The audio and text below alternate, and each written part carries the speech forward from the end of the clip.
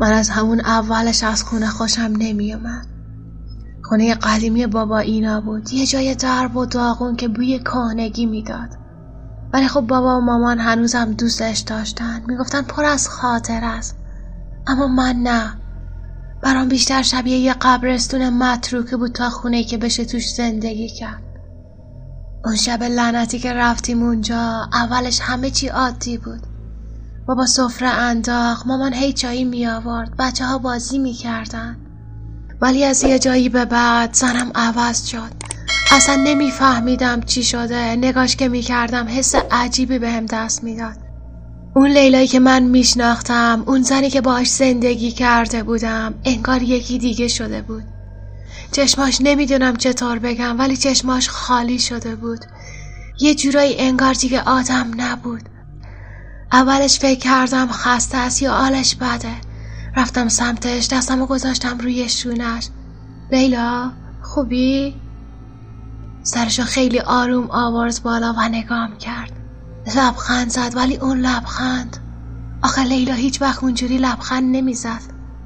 گوشه لبش یه جوری کشیده شده بود که انگار یکی از ته تاریکی یه طناب انداخته دور دهنش و داره میکشه. یخ زدم، دستم هنوز روی شونش بود، ولی یه چیزی عجیب بود. پوستش سرد بود، نه اونجور سردی که وقتی از بیرون میای تو حس میکنی. زنم نبود. همون لحظه یه چیز عجیب شد، چراغا سوسو زدن، انگار برق یه لحظه قطع و وصل شد. بعدش یه صدای خشخش از توی راهرو اومد، صدای کشیده شدن یه چیزی روی زمین. حس کردم یه چیزی توی دلم فرو ریخت. لیلا؟ ولی جواب نداد، فقط همون جوری نگام میکرد. بعدش با یه حرکت ناگهانی دستمو گرفت. انگشتاش یخ زده بود، انقدر که حس کردم یه تیکه یخ تو مشتم گرفتم. بعد زیر لب زمزمه کرد، یه صدای خفه‌ای که به زور میشد شنید. اینجا مال اوناست. قلبم تو دهنم بود. چی؟ کی مال کیه؟ یه دفعه همه چی تاریک شد، برق رفت، بچه ها جیغ کشیدن، مامان یه صلوات فرستاد. بابا گفت نگران نباشین، فیوز پرید.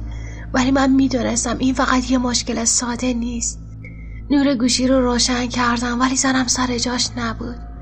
سرم چرخید سمت آشپزخونه، صدای زمزمه‌ای میومد. صدای یه زن، ولی نه لیلا. انگار داشت با خودش حرف میزد، یه چیزایی میگفت. برگشتن، اونا برگشتن. نفسم توی سینم حبس شده بود. آروم آروم رفتم سمت آشپزخونه. دستم میلرزید. از لای در که سرک کشیدم، یه چیزی دیدم که تا عمر دارم یادم نمیره. لیلا اونجا وایساده بود، ولی پشتش به من بود. موهاش آشفته شده بود، نفساش سنگین بود. ولی وحشتناکترین چیز این بود که سایش اصلا شبیه خودش نبود. سایه‌ای روی دیوار به جای یه آدم معمولی یه چیز خمیده و بلند بود، با دستای کشیده و انگشتای دراز. یه چیزی که هیچ جور طبیعی نبود. چشمام داشت از حدقه میزد بیرون. میخواستم فرار کنم، میخواستم داد بزنم، ولی صدام در نمی اومد. بعد لیلا آروم آروم سرشو چرخوند، ولی صورتش، اون زن دیگه لیلا نبود. صورتش انگار ذوب شده بود، پوستش مثل موم شوره کرده بود پایین.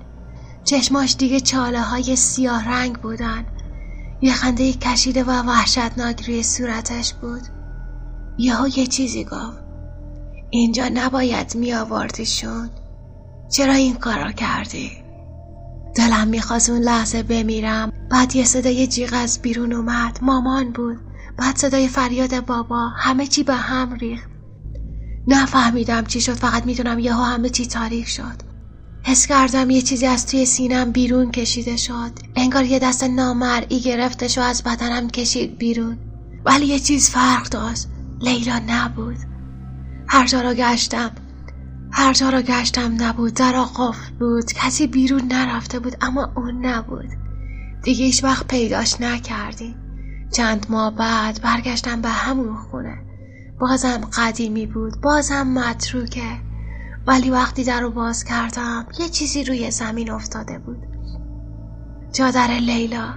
برداشتمش، هنوز بوی عطرش توش بود. اما وقتی چادر رو برداشتم، زیرش یه دستبند بود. یه دستبند طلا. آره، همون دستبندی که شب عروسیمون براش خریده بودم. کنارش روی زمین یه جمله با ناخن کنده شده بود: من هنوز اینجام،